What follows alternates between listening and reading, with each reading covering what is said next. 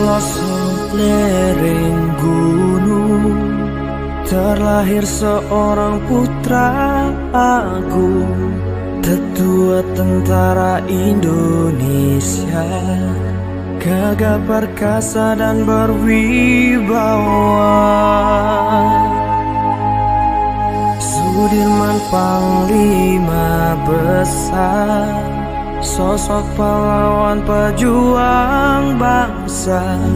Dengan keris jubah pakaiannya sebagai kebanggaan tanah Jawa. Assalamualaikum warahmatullahi wabarakatuh. Teman-teman, setelah Indonesia merdeka, Belanda kembali menyerang Indonesia dengan mengadakan agresi militer kedua pada tanggal 19 Desember 1948 di kota Yogyakarta. Kenapa Yogyakarta? Karena Yogyakarta pada saat itu adalah ibu kota negara Indonesia.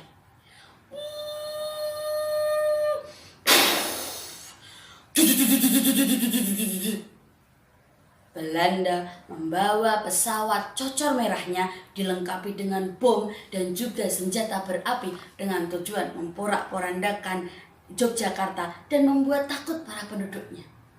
Menir, lihat itu, penduduk Yogyakarta sudah takut dengan kita.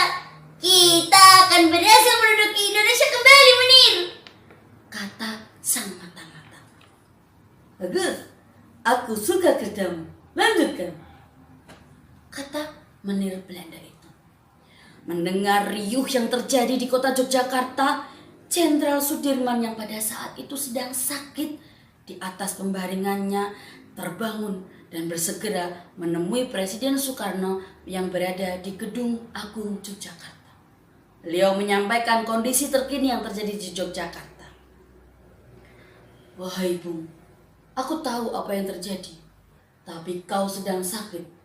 Istirahatlah, Bung, kata Presiden Soekarno. Tidak, negara membutuhkanku. Sekaranglah saatnya aku harus melawan.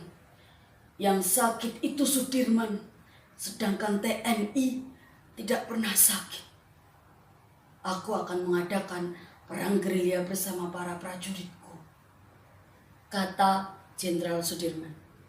Jenderal Sudirman bersama prajurit mempersiapkan semuanya untuk melaksanakan perang gerilya melawan Belanda. Sedangkan Belanda juga melaksanakan perintah dimanapun Sudirman berada, dia harus ditangkap, hidup ataupun mati. 25 Desember 1949, gerilya Sudirman bersama para prajuritnya sudah sampai di kota Kediri. Kediri pun tidak jauh berbeda dengan Yogyakarta. Riuh, di mana-mana ada Belanda. Belanda merasa sangat hebat karena mereka sudah merasa pasti akan menang, dan kita akan segera menemukan di mana Sudirman itu berada. Tapi teman-teman, dimanapun Sudirman berada, tidak pernah Belanda mendapatinya. Hingga di sebuah tempat bernama Karangnongko. Tempat itu sudah penuh dengan Belanda dan memang Jenderal Sudirman bersama para pasukannya tidak mungkin untuk selamat. Tapi Jenderal Sudirman adalah seorang jenderal yang mempunyai taktik perang sangat handal. Beliau mempunyai sebuah ide bersama Supardi, menyuruh Letnan Heru Kaiser yang perawakannya mirip dengan beliau memakai jas beliau berwarna hijau, mengalihkan pandangan para prajurit Belanda itu. Sedangkan beliau bersama prajuritnya akan berusaha melanjutkan gerilyanya. Hei, itu Sudirman!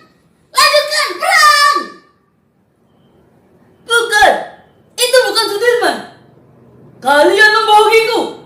Cari di mana Sudirman itu berada, kata menir Belanda itu marah.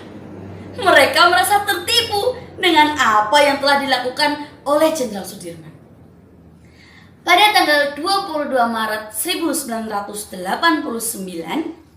setelah mengalami agresi militer yang sangat berkepanjangan dan juga melaksanakan perang gerilya panas terik, hujan, badai dilakukan di tengah hutan belantara oleh Jenderal Sudirman bersama para prajuritnya. Jenderal Sudirman mendapatkan kabar berita bahwa Belanda sudah tidak ada di Indonesia. Belanda melalui perjanjian berjanji tidak akan lagi menjajah Indonesia. Betapa bahagianya Jenderal Sudirman bersama para prajuritnya. Pada saat itu, Jenderal Sudirman memutuskan untuk kembali ke Yogyakarta bertemu dengan Soekarno, Presiden Indonesia. Wahai Presiden, perjuanganku telah selesai. Ini semua aku serahkan kepadamu, kata Jenderal Sudirman. Kami, Tentara Republik Indonesia, akan timbul dan tenggelam bersama negara, sanggup mempertahankan kedaulatan Republik Indonesia sampai titik darah penghabisan. Jiwaku yang dilindungi benteng merah putih akan tetap hidup, bela siapapun lawan yang dihadapi. Masya Allah, kalau tidak ada perang gerilya, maka Indonesia tidak akan diakui oleh negara luar. Kalau tidak ada gerilya, suara Indonesia tidak akan diterima dalam perundingan untuk memerdekakan Indonesia. Masya Allah, Alhamdulillah. Wassalamualaikum warahmatullahi wabarakatuh.